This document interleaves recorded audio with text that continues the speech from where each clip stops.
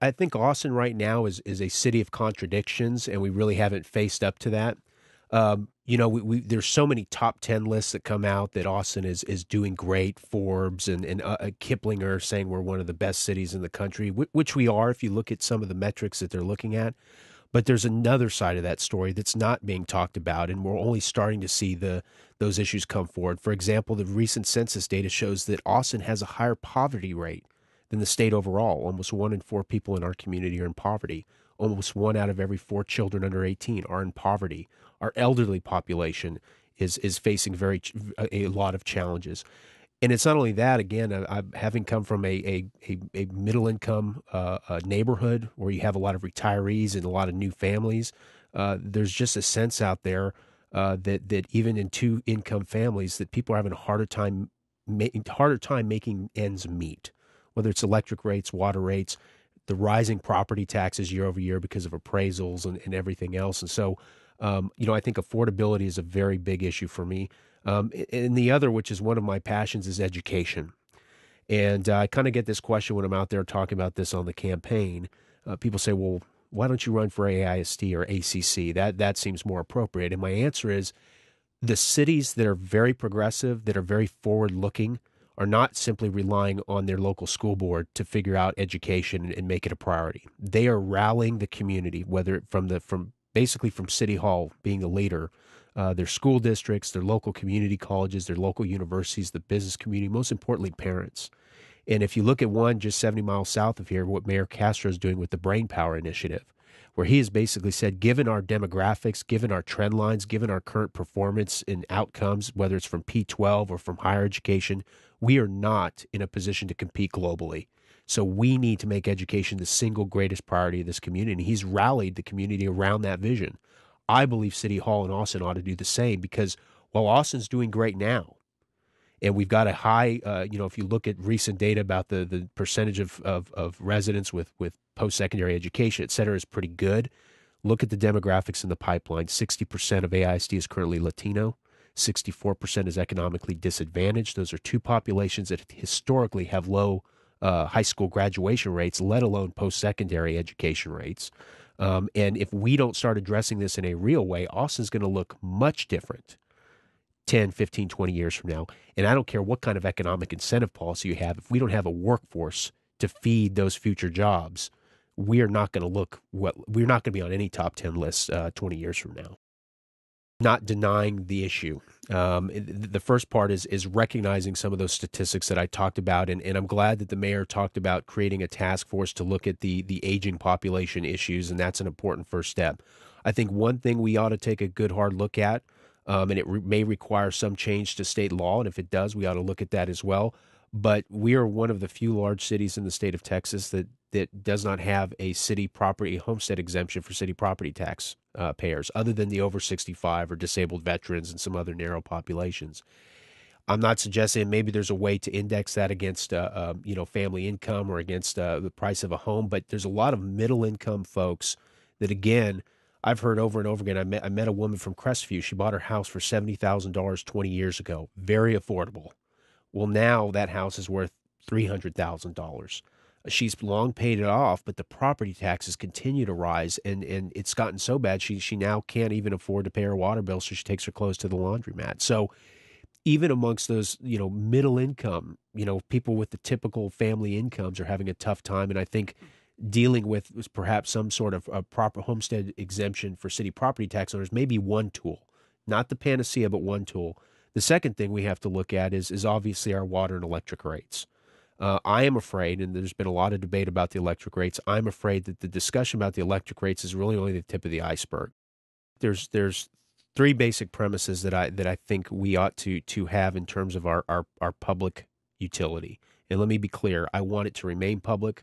I want it to remain ours, and I want us to be able to reap the benefits of it. The first and foremost top priority is that the company provides reliable electricity and reliable service. The second is that service is provided in an affordable way to ratepayers. And then the third issue is that we also do try to find some ways to very methodically bring in alternative energy sources so that we can achieve those goals that we all want to do and kind of wean ourselves off oil, coal, and those other sources of energy. Um, the challenge that we have with Austin Energy is that we have a governance issue. It's a governance problem. It's not so much a financial problem. The governance problem is that the city council acts as both the board of governors for Austin Energy as well as the city council. And so each and every year they vote as board of governors to transfer 9.1% of gross revenues into the city budget, basically to balance the city budget. And so that makes decisions about the city budget and property taxes much easier for them to manage because they don't have to prioritize as much as they would otherwise. Not that I'm against a transfer, but when you've got a energy company that has some cost drivers, or you have a year that wasn't as good as previous years, those are the times when a smart management would say, you know what, we cannot give you 9.1%. We can only afford to give you 6%. Because we either have to reinvest in some new technologies, or we have to address these cost drivers. That happens in the private sector. There is no company that offers dividends that guarantees a return, except maybe Bernie Madoff. And you know how those work out. When the new GM for Austin Energy came on board, within 2 months he made a presentation to City Hall, and this was about 2 years ago, saying we've got we're seeing a budget problem coming up. Subsequent to that, the city transferred 9.1% of the budget. So they saw it coming, yet they continued to make those decisions because, again, it makes the budget discussion easier for politicians, and we shouldn't that shouldn't be the case. There may be a need for it. I'm suggesting that the need may not be as high. I'm suggesting that if you're long-term going to fix that, you're going to have to change the governance structure and identify what is an appropriate transfer and what's the appropriate interaction between the city budget and the utility. But most important, the other thing that's a little bit misleading when they say we've not increased the base rate 17 years, that is technically correct, but your fuel charge has increased. In fact, I believe it increased 16% this last January, and that doesn't require a city hall vote. Austin Energy can do that on its own. Why I say that is because most of the alternative energy goals that we've built in, whether it's the biomass, $2 billion biomass plant we built, or some of the other things that we're looking to do with solar, et cetera, the costs for those are going to be borne out in your fuel charge. That's their plan, not your base rate. So the fuel charge is a big driver of your bill. So it's a little disingenuous when they say our electric rates haven't gone up. True, but people's bills have gone up. I believe we need this community, just based on its growth patterns, based on its projected growth. This community needs a solid, reliable, cost-effective mass transit system. I do not believe urban rail is that system. Both Nashville, Tennessee, and Detroit, Michigan, recently went through a process that the city's currently going. The mayor has a task force right now that's looking at how do we implement urban rail. They went through a very similar process over a number of years. Both those communities, literally within a week of each other last December, both came up with independent decision that not only can we not afford the capital expenditures for urban rail, but we have no way to really calculate the long-term operational costs.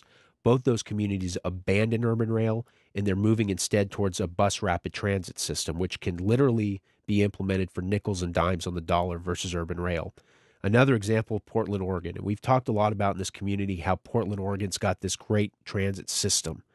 Portland, Oregon's transit system this next fiscal year, according to Governing Magazine, which is an independent, nonpartisan publication for elected officials, they detailed that they have a $16 million budget deficit this next fiscal year. They have found that a number of communities who are looking to spend money to hook into that system to serve some of those suburbs have walked away from those plans because it is not cost effective. And the result of their budget deficit is going to be cuts in services, perhaps as much as a 20% increase in rates, not only for the rail riders, but potentially bus riders who are disproportionately poor.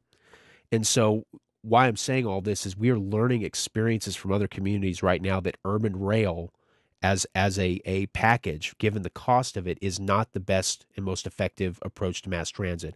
I'm a big supporter of the bus rapid transit. I believe that because we did not execute the red line very well, we were supposed to get bus rapid transit many years ago. We're just now, I think we're still 2 years away before they're going to have it up and running. But I believe that can be far more flexible, far more cost effective, and can achieve the same goals if we do it right. And so, for me, I do not believe we should put that on the bond package. I believe we should immediately turn our attention to expanding a more flexible bus rapid transit system, and leverage that with our existing right of ways, like on MOPAC, where we can, there's talk of HOV and other things where we can really make those systems work well. I'm a supporter of the 10-1 plan for a number of reasons. One, I believe that's going to produce the greatest amount of diversity, not only geographic, but also in terms of ethnic, racial diversity. It will make sure that every corner of this community has someone that they can call upon. I mean, that's one of the frustrating things, having been a former neighborhood president, is when you live in far South Austin and you've got a pothole that just is not being taken care of, as an example, who do you call at City Hall? Unless you happen to know one of the council members, or maybe you attended a forum, or gave them some money and you have a relationship, it's very difficult. Do you call all of them? Do you call one? Are they going to be responsive? And so I believe 10-1 will fundamentally change that. I believe 10-1 will take some of the special interests out of the process, and really will put kind of power back to the people, if you will, and make them far more responsive to some of the major issues going on.